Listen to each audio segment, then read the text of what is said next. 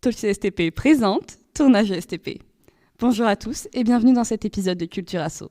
Aujourd'hui, nous sommes accompagnés de Marc, président de l'association Tournage.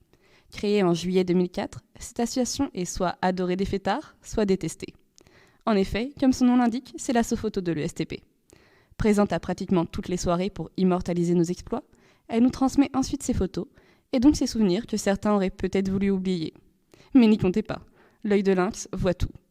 Cet asso, composé de 20 membres, est connu également pour leurs after-movies de qualité ou bien pour améliorer notre culture cinématographique grâce à leurs séances de ciné. Merci de nous rejoindre, Marc. Merci, je suis ravi d'être là. Peux-tu nous en dire plus sur ce que vous faites exactement au sein de cette association ? Bien sûr, alors comme tu l'as dit, on est essentiellement l'asso photo de l'ESTP. On réalise toutes les photos de soirée, que ce soit les photos en boîte de nuit, les photos à certains pubs, etc. Tous les événements de la vie associative, mais on réalise aussi également les photos de mandat en début d'année, les photos pour la plaquette alpha, voilà.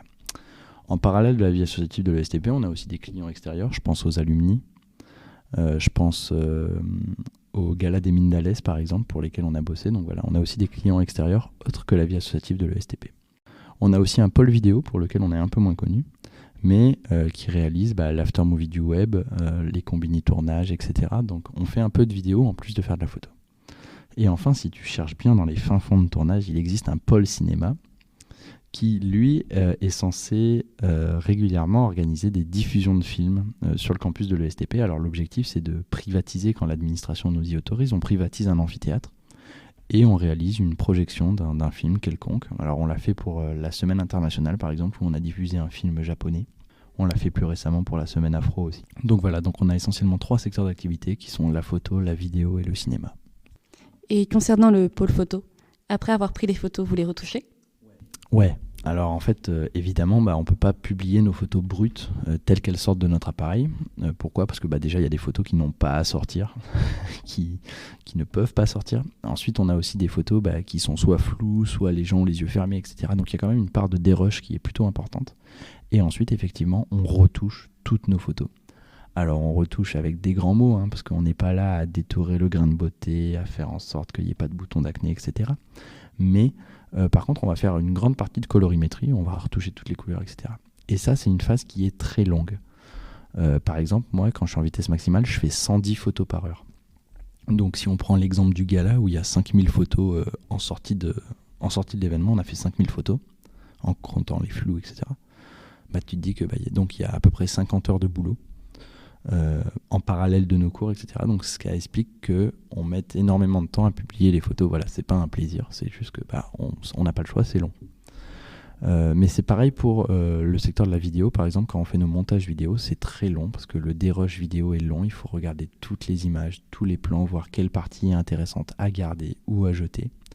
Donc on prend énormément de temps. C'est un secteur où, malheureusement ou heureusement d'ailleurs, c'est très rapide, le tournage entre guillemets est très rapide, la prise de photo est très rapide, mais tout le travail en post-prod est beaucoup plus long. Ah oui, un sacré travail quand même.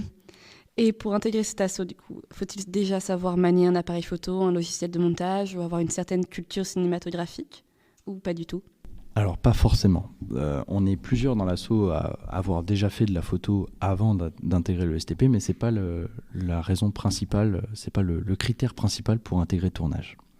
On peut très bien être juste intéressé par ce métier, par cette passion qu'est la photographie, et vouloir apprendre. Et nous, on est là pour apprendre. Typiquement, je prends l'exemple du groupe Bébé Tournage qu'on a actuellement, c'est donc tous les postulants à tournage. Il y en a plein qui n'ont jamais fait de photos, et nous, on est là pour leur apprendre, pour leur transmettre cette passion, savoir régler un appareil, savoir retoucher des photos, etc. Je parle pour la photo, mais ça marche aussi bien pour la vidéo. C'est pareil, il y a des gens qui n'ont jamais touché une caméra, qui ne savent pas faire de montage vidéo. Et on est là pour leur apprendre, pour leur transmettre. Pour ce qui est du pôle cinéma, par contre, ça, on peut être passionné, il n'y a pas de problème, mais nous, on aime bien quand même qu'il y ait une certaine culture derrière, parce que typiquement, moi qui ne suis pas du tout passionné par le cinéma, je ne suis pas du tout légitime à pouvoir analyser un film, parce que je n'ai pas forcément la culture qui va derrière. Donc là, effectivement, on demande peut-être d'avoir une certaine forme de culture, mais ce n'est pas pour autant que l'association est fermée si personne ne connaît le cinéma ou quoi que ce soit, au contraire. On est là pour transmettre et pour faire apprendre aux gens. Ok, d'accord. Et concernant les bébés tournages, ils utilisent votre matériel ou leur propre matériel, et si oui, quel matériel utilisez-vous? Alors évidemment, depuis le mois de janvier, c'est eux qui bossent, essentiellement pour les soirées. Alors pour ce qui est les retouches chez nous, mais pour ce qui est de la prise de photos, c'est eux, pour qu'ils apprennent à maîtriser les appareils. Donc on leur file les appareils de l'association, parce que dans l'optique que l'année prochaine, ce soit eux qui prennent le relais, il faut qu'ils sachent s'en servir, donc on leur apprend à s'en servir. Donc pour ça, on utilise... alors on a 2 appareils principaux qui sont des Sony Alpha 7 III. Ce sont des appareils photo qui font aussi bien de la photo que de la vidéo. Ce sont des appareils hybrides. Et donc nous, on a 2 types d'objectifs. Alors si on rentre dans les détails, on a des 18-75 et on a un 150-600 qui est un téléobjectif qui nous permet de faire de la photo de sport, essentiellement. C'est pour ça qu'on l'a acheté. Mais aussi des gros plans vidéo. Voilà, on s'en est servi pour enregistrer le TED Talks dont je parlais tout à l'heure. Et pour ce qui est de la vidéo à côté, donc soit on utilise les Sony, soit on utilise un DJI Osmo Pocket, qui est une petite caméra embarquée qui coûte pas très cher, qu'on peut trouver sur le marché. Et régulièrement, ça nous arrive d'amener notre matos perso pour ceux qui en possèdent. Donc moi, je sais que typiquement, je me sers de ma GoPro régulièrement. Je ramène ma GoPro pour avoir un plus large panel de choix dans ce qui est de la réalisation de vidéos. Et ça nous est arrivé typiquement au web de monter avec nos appareils photo perso aussi pour avoir plus d'appareils et donc pouvoir faire plus de photos et couvrir plus d'événements. Ok, très intéressant. Vous l'avez compris, chers ESTPiens et ESTPiennes, c'était Talks ESTP avec Tournage. Alors si vous voyez un appareil photo, c'est qu'un membre de l'asso n'est pas loin.